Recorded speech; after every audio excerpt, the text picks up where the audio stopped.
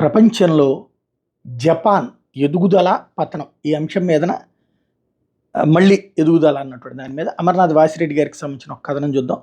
దేవతల, రాక్షసుల సమయపాలన, క్రమశిక్షణ, ఆత్మవిశ్వాసం, పాజిటివ్ దృక్పథం, దృఢచిత్తం, స్థితిస్థాపకత అంటే పడిపోయిన లేచే గుణం, ఓటమి నుంచి గుణపాఠాలు గ్రహించి ప్రగతి మార్గాన్ని నడిచే లక్షణం జపనీయుల లక్షణాలు. ఎవళ్ళరా మీరు, ఎవడరా వీడు, ఈ సినీ డైలాగ్ ఇప్పుడు బాగా పాపులర్ అయింది. ఇది సరిగ్గా జపనీయులకు సూట్ అవుతుంది. భూభాగంలో 73% పర్వతాలు, కేవలం 12% వ్యవసాయానికి అనుకూలం. భూకంపాలు, అగ్నిపర్వతాలు, సునామీల దేశం, అనేక ఆఫ్రికా దేశాల కన్నా వెనక ఉండాల్సిన దేశం. ఇదేంటి స్వామి, ఆ రోజుల్లో యూరోపియన్లు అజేయులు అనే భావన సర్వత్రా వ్యాపించి ఉండేది. తొలిసారి యూరోపియన్ దేశాన్ని జయించిన ఆసియా దేశం జపాన్.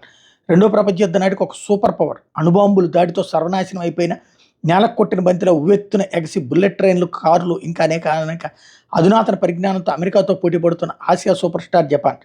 ఏంటి జపాన్ కదా, ఇదో పెద్ద లైఫ్ స్కిల్స్ పాఠం. చదవకపోతే నష్టం.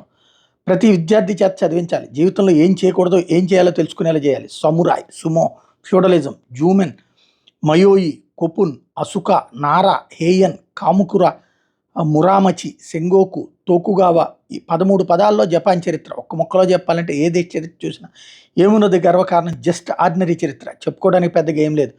జపాన్ ఉన్నతి 1868 మొయిజీ పునరుద్ధరణతో ప్రారంభమైంది.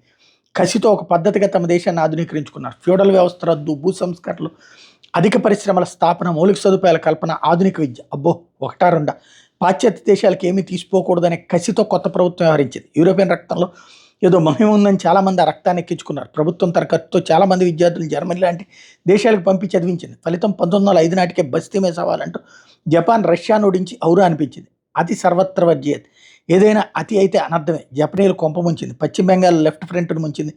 అంచనా ప్రకారం 2024లో ఎన్నికల్లో జరగబోతున్నది అదే. అంటే మోడీ గురించి అన్నట్టున్నారు ఇది, లేకపోతే మమత గురించి అన్నారో చూడాలి. 100 ఏళ్ల క్రితం కరోనా వచ్చింది. స్పానిష్ ఫ్లూ కరోనా లాంటిది. దానికి తోడు మొదటి ప్రపంచ యుద్ధం వెరసి కలిసి ముందుగా అమెరికాతో పాటు అమెరికాలో అటుపైన ప్రపంచమంతా ఆర్థిక మాంద్యం, పెరిగిన ధరలు, బతుకు కష్టమైపోయినవైన. కష్టాల్లో ఉన్నప్పుడు ఆలోచనలు అతిగా మారే అవకాశం ఉంది. మన దేశంలో ప్రభుత్వం స్ట్రాంగ్గా ఉంటేనే మనకు బ్రతుకు అని జర్మన్, ఇటలీ, జపాన్ లాంటి దేశాల ప్రజలు ఆలోచించారు. హిట్లర్, ముస్సోల్ని, జోసెఫ్ స్టాలిన్, జపాన్లో మిలిటరీ సైన్యం, ఇవి కాకుండా వలసవాద దేశాలు, ఇంగ్లాండ్, ఫ్రాన్స్ లాంటి వాటి వలస రాజ్యాలు. ఇదే క్లుప్తంగా 2 ప్రపంచ యుద్ధాల మధ్య ప్రపంచం.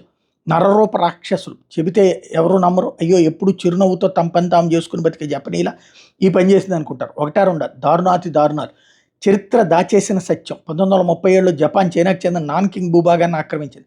సుమారుగా 3 లక్షల మంది సాధారణ పౌరులను జపాన్ ఆర్మీ చంపేసింది. కొరియా, చైనా, ఆగ్నేయాసియా లాంటి చోట్ల దాడులు చేసి ప్రజలను వెట్టి చాకరీలోకి నెట్టింది. వాళ్ళ చేత రైల్వే లైన్స్ లాంటివి వేయించింది. తిండి కూడా పెట్టకుండా మాడి మసైపోయేలా చేసింది. స్త్రీలను పడుపు వృత్తిలోకి దింపింది. యూనిట్ 731 పేరుతో వర్ణించలేని దారుణాలు చేసింది. యుద్ధ ఖైదీలకు మొత్తివ్వకుండా శస్త్రచికిత్స, ప్రాణాంతకమైన సూక్ష్మజీవులను వారిపై ప్రయోగించడం, వారి వృషణాలు కోసేయడం, తిండి పెట్టకుండా చంపడం, Bataan death march, Burma railway Manila massacre. రాస్తూ పోతే 1000 పేజీల గ్రంథం అవుతుంది. శాడిజం, నూటికి కోటి పాళ్ల శాడిజం. ఇది జపాన్ ఆర్మీ ప్రభుత్వ తీరు. వీరు చేసిన పాపానికి పాపం హిరోషిమా ప్రజలు అన్నం పుణ్యం ఎరగని బాలబాలికలు బలైపోయారు. నిజమే, హిరోషిమా, నాగసాకి అణుబాంబు దాడులు జరగకపోయింటే ఈ ముష్కర్లు ప్రపంచాన్ని ఏమేం చేసి ఉండేవారు. మన పొరుగు దేశం ఇండోనేషియాని డచ్ వారు పాలించారు. జపాన్, సింగపూర్, మలేషియా ఇండోనేషియాని ఆక్రమించుకుంది. అమ్మయ్య వలస పాలన పోయిందని ప్రజలు సంతోషపడ్డారు. అమ్మో జపాన్ పాలన, వారి అరాచకాలు చూసి చలించిపోయారు. డచ్ వలస పాలన 1 కోటి రెట్లు మెరుగు అనుకున్నారు. జపాన్ రెండో ప్రపంచ యుద్ధంలో ఓడిన సుకర్ణో నాయకత్వంలో ఇండోనేషియా ప్రజలు ఇంకో స్వతంత్ర యుద్ధం చేయాల్సి వచ్చింది. భరత జాతి ముద్దుబిడ్డ నేతాజీ శత్రువుకు శత్రు మిత్రుడు అనుకున్నాడు. ముందుగా స్టాలిన్, అటుపై హిట్లర్ని కలిశాడు. లాభం లేదు. వేల మైళ్ళు జలాంతర్గాముల పయనించి జపాన్ చేరుకున్నాడు. వారి సాయంతో దేశాన్ని చరణించి విడిపించాలన్నటువంటిది ఆయన తపన, ఆయన ఆలోచన. ఆల్మోస్ట్ అయిపోయింది. అండమాన్ని ఆక్రమించుకున్నారు. బర్మా దాకా వచ్చేసారు. అదిగో అప్పుడే జపాన్ పరిస్థితి బలహీనపడింది. లేకుంటే మన నాయకుడు నేతాజీకి కూడా సుకర్ణో పరిస్థితి ఎదురై ఉండేదేమో. జపాన్ మిలిటరీ కర్కసుల పాపానికి మన నేతాజీ కూడా చివరి రోజులు అజ్ఞాతంలో గడపాల్సి వచ్చింది. ఢిల్లీలో రాజపీఠంపై ఉండాల్సిన మహావ్యక్తి ఎక్కడో మంచుకొండలో అజ్ఞాతంలో గడపాల్సి వచ్చింది. నిన్న అన్న ఎన్టీఆర్ జన్మదిన దాన వీర సూరకర్ణ చూడని తెలుగువారు ఉంటారు. కర్ణుడు సుగుణాల పుట్ట. ఆయన చేసిన ఒకే ఒక తప్పు దుష్టలతో చావాలి. నా ఉద్దేశంలో మన నేతాజీ అభినవ కర్ణుడు. హిరోషిమా అణుబాంబుకు కూడా మిలిటరీ పాలకులు చెల్లించలేదు. ఇంకో బాంబు వేస్తే కానీ వీరు తగ్గరు అనుకున్న అమెరికా ప్రభుత్వం 3 రోజులకి, అంటే 9 ఆగస్టు 1945 నాగసాకి మీద ఫాట్మాన్ అనే ప్లూటోనియం రకం అణుబాంబు వేసింది. అప్పుడు ఆ మిలిటరీ ప్రభుత్వం దిగొచ్చింది, సరెండర్ అయింది. అక్కడ జర్మనీలో హిట్లర్ ఆత్మహత్య చేసుకున్నాడు.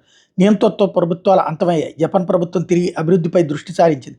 యుద్ధాలు వద్దనుకుని ఆర్థిక ప్రగతి సాధించింది. హిరోషిమా నాగసాకి గాయాలను అధిగమించి అద్భుత ప్రగతిని సాధించింది. మనిషి అన్నోడు ఎలా బతకాలో చూడాలంటే నేటి జపాన్ చూడాలి. మనిషి అన్నోడు ఎలా ఉండకూడదో తెలుసుకోవాలంటే 1930, 1945 జపాన్ మిలిటరీ పాలకుల అకృత్యాలని చదవాలి.